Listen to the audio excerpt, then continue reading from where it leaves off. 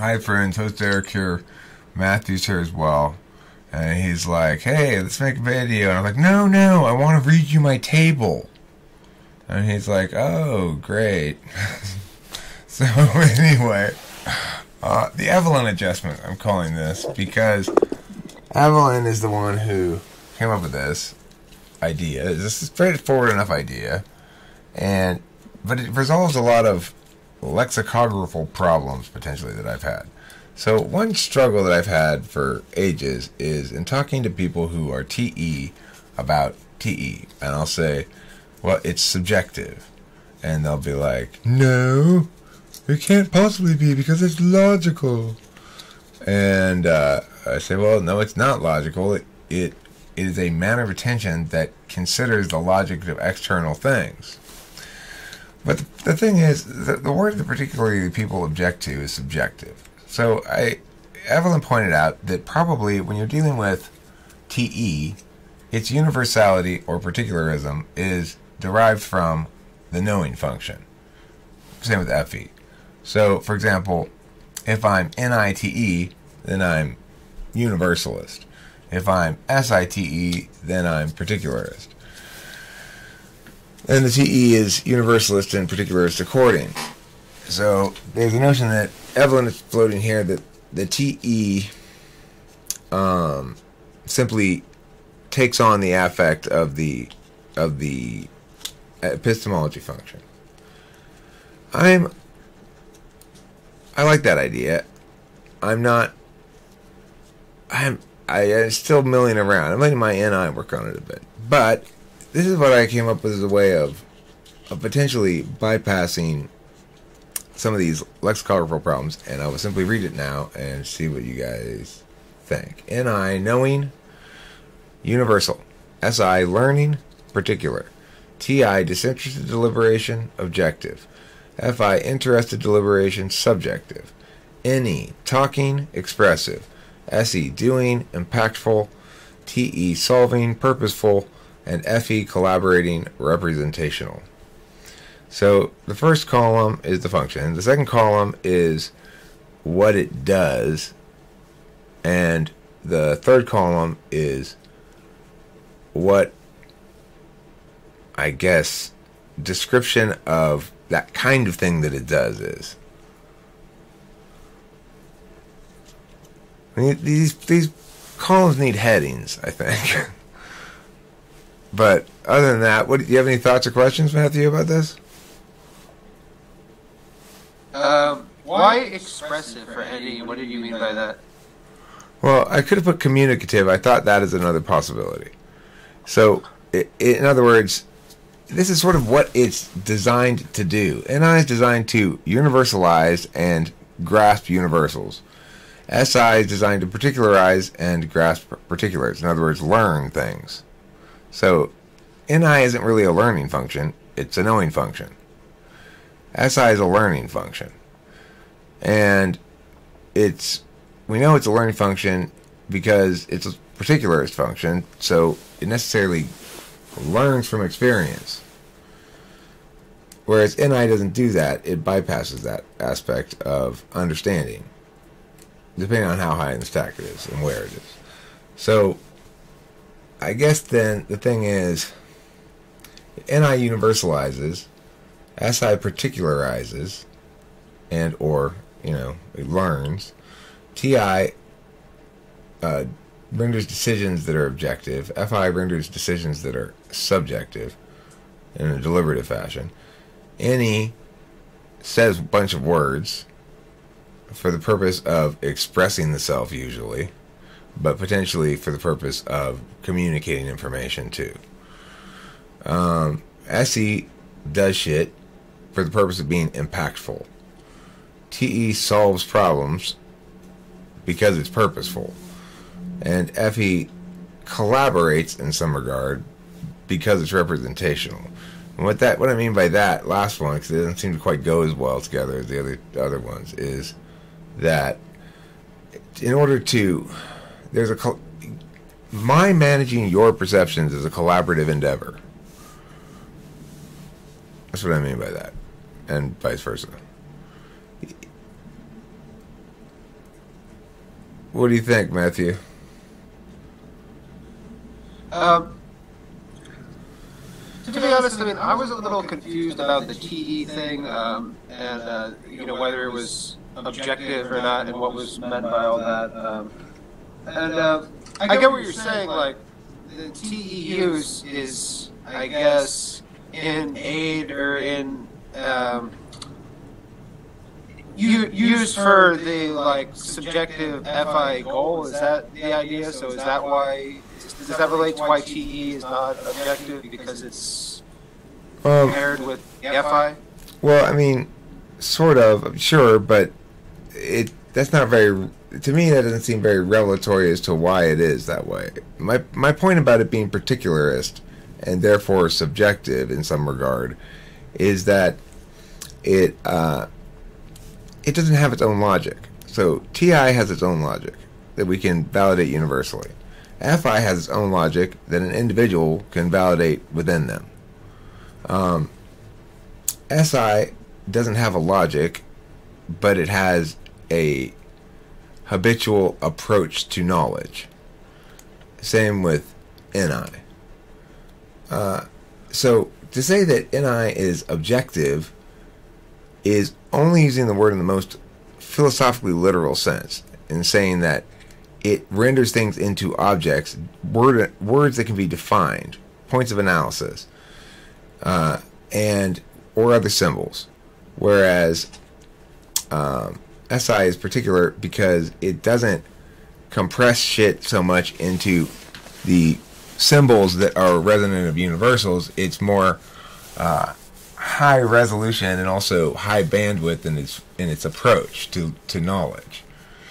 So the point about TE then is TE and FE, unlike TI and FI, TE doesn't have a logic to it at all, because it's always working on the logic of the thing it's working on.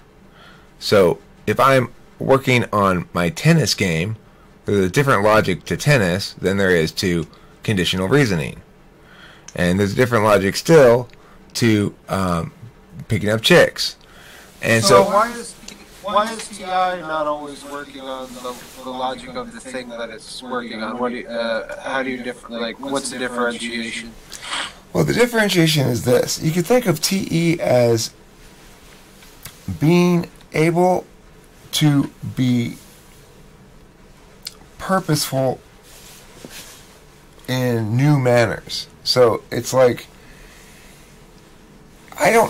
in some sense, it's like it has a quality that shares with NI. It doesn't need to experience things to know how to figure them out and how to do them.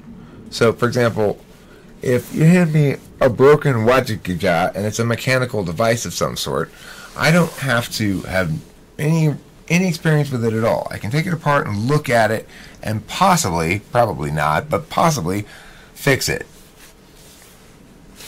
My TE is not that good. But see, that's what TE does, is it says, you don't know anything about this. Will you be able to figure it out? You have no experience with things that are similar to this. Will you be able to figure it out anyway? The answer is, well, if your TE is good enough. Okay. So it requiring experience, does that have to do with it being less subjective?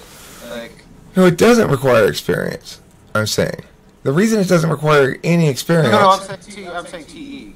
TE doesn't require experience. Oh, okay. In order to work. So what I mean by experience is, if I tell you, listen, today you're going to go do a job, okay?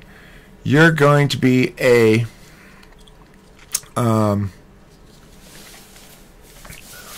coach for extemporaneous speaking. Now, do you know anything about extemporaneous speaking as a competition event?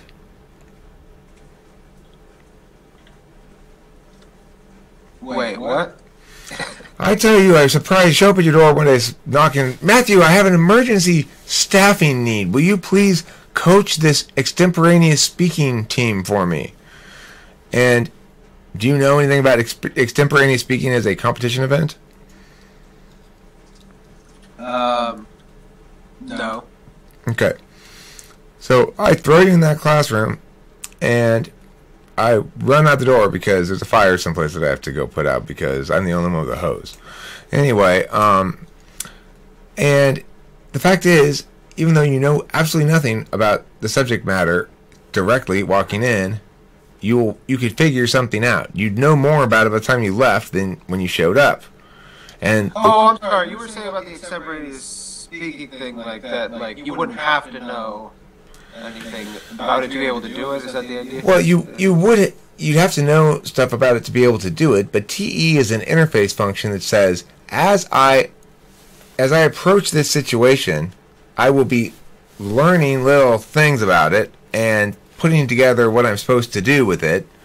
And if I don't know it, TE is the process of trying to figure out, okay, well, I've never seen this machine before, but why might it be broken? What looks broken on it? Well, that looks kind of bent. Maybe that's a problem. Let's see if I detach this from here. No, I shouldn't mess it up yet. Hold on. Stop, Eric. You're going to lose the parts. Let me take a picture of it first. That's TE. It's interfacing with the problem on a sort of back and forth level. Well, now let me twist it this way and see what happens. And as a consequence, yeah. So it doesn't. You're saying it has no real. It's not. It's not a logic in and of itself. It's an ability to master cross logics, all across logics. So TI lets you make anything defensible to everyone. TE lets you make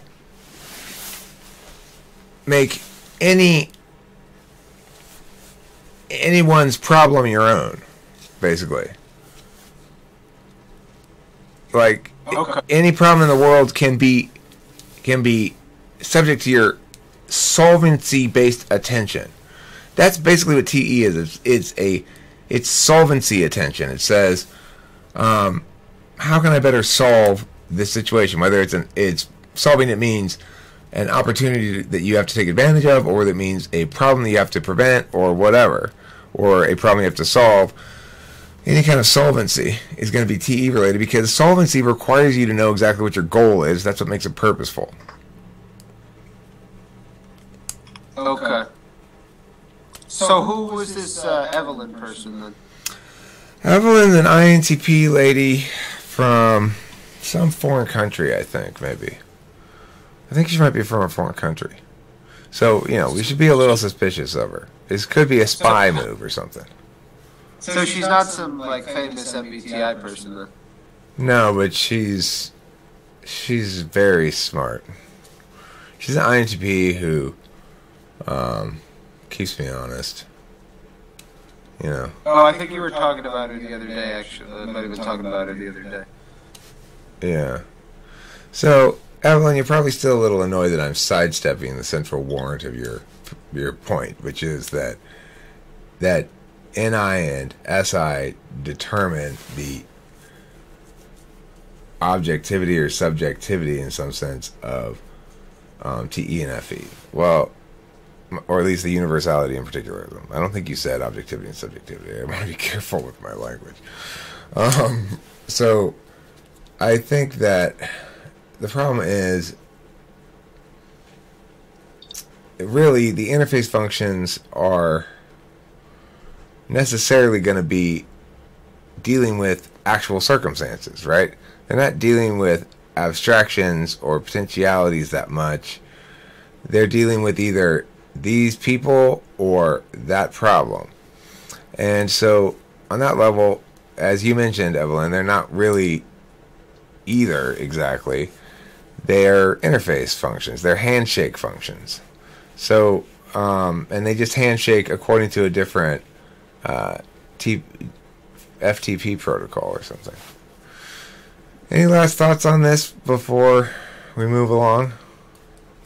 No, I still have to read your Exciting Tables book. I haven't gotten to that yet. So. Well, maybe it might be too much excitement for you.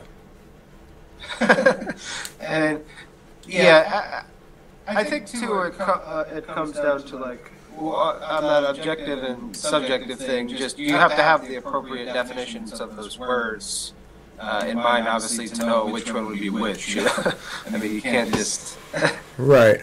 Well, I mean, the only meaningful definitions of them are objective is either a disinterested calculus as opposed to an interested calculus, or you could say it's anything relating to that which has definitional limits and or is a physical object and refers to the limits of those of that physicality. So, because the thing is, the way most people use it when they say objective is they mean disinterested.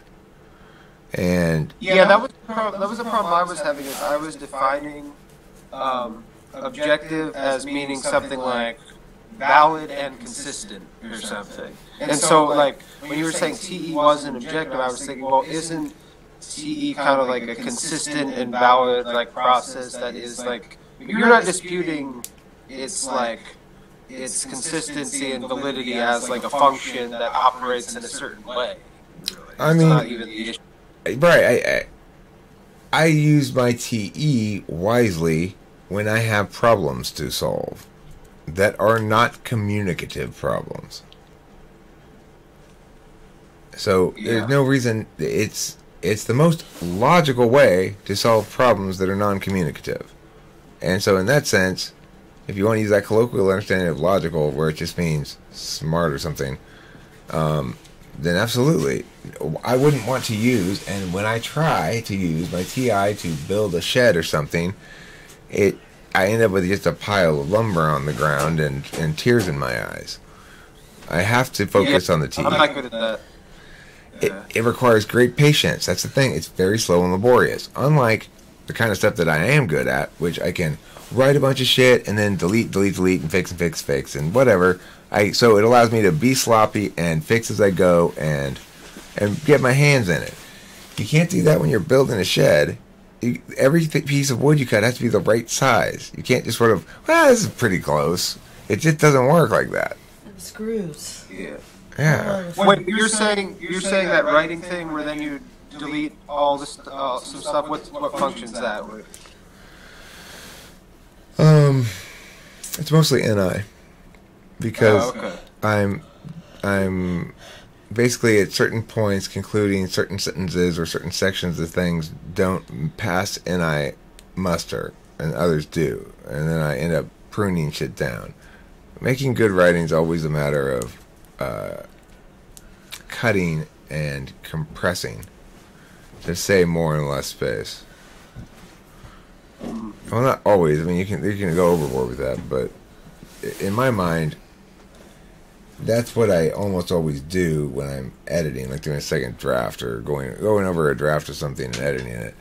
Is I'm taking out unnecessary wordiness and trying to make it leaner and more concise and more simple and more directly comprehensible. More NI. I'm just trying to make it more NI, basically. I'm really good at that too.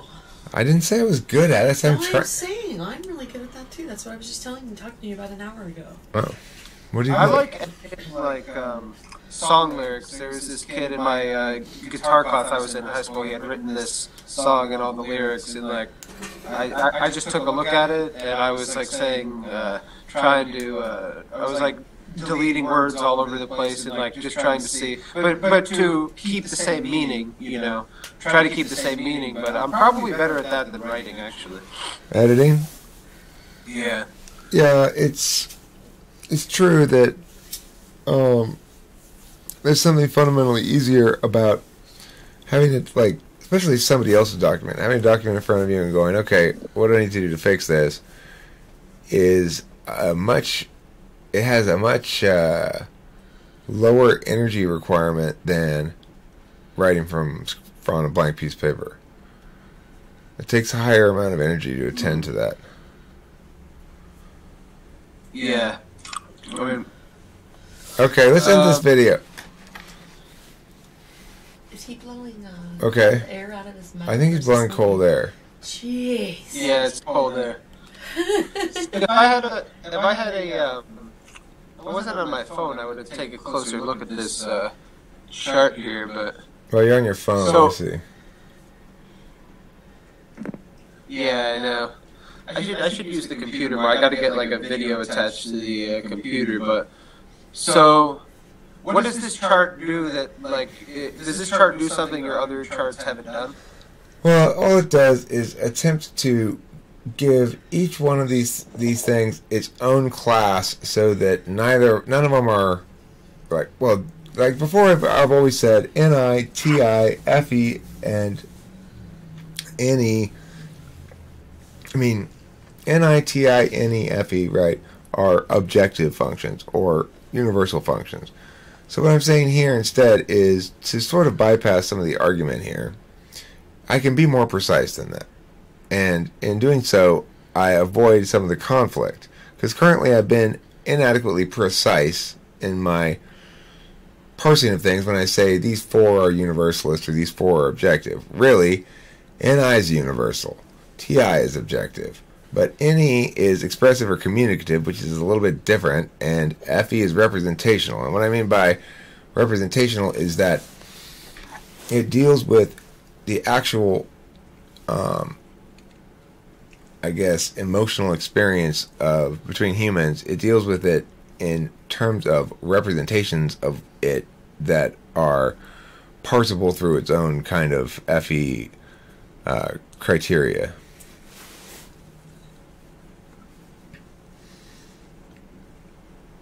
So yeah, that's what it's designed to do. Is basically, hopefully, avoid some of the conflict over certain of these terms as they're currently used by giving these other ones their own term. I would still point out that these four, Ni, Ti, Ne, and Fe, are all part of the metaphysical plane, so to speak. This is the action function, the interface function, the judging function, and the knowing function of the metaphysical plane, are Ni, Ti, Fe, and Ne. But it doesn't necessarily mean they're all universalist or all objective. What it means is Ne is really communicative or expressive, and Fe is really representational of, particularly on it's moistly representational, or is representation of dampness, you might say. So I guess you'd say it's like a photo of water. So any is something like that you like build upon ideas and expand and like connect to like new ideas, right? Well, sure, but mostly you express. Why is it like? It's mostly what? It's mostly to express. So it's true that Ne is coming up. Okay, I never thought about it that way. Yeah, Ne's coming up with ideas, but what it's really doing is communicating in some way. Now, sometimes, obviously, I'm by myself and I'm thinking any shit in my head.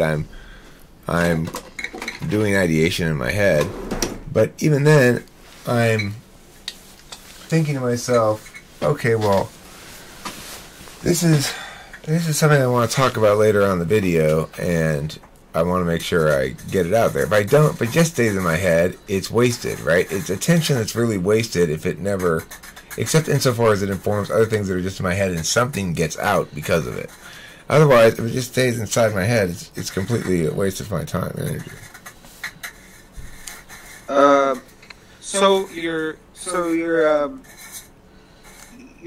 You're building on ideas in order to like better get something across. Is that why it's communicative? Or? No, it's communicative because instead of punching you, I say, I punch you, which is the difference between things that are impactful, like actually punching you, and communicative, which is saying, I punch you. Okay. So you could call it expressive, though I think expressive is a little bit better, because communicative indicates or has a connotation of conveyance of information, but expressive has a more correct connotation of an individual driven to communicate as a means of expression of self, which is, I think, really how any manifests. So you think communicative still has to do with like disinterested calculus or whatever? No, that's TI. That's different. Any can be paired with FI too.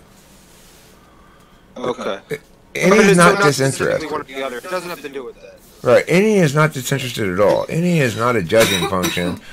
Any is an action function. And the only sort of course. the constraint on the action function really naturally is NI going, well, here's a bunch of ideas. Forget those wrong ones. Here's the truth. So if a person were to consciously be doing NE and NI at the same time, they'd be constantly canceling each other out. That's gonna be the worst video ever that we just made. It's like, so what do you think of this like chart that you're not even looking at? It's like, what do you think of this chart that you're not even looking at? Matthew, are you dissing this video?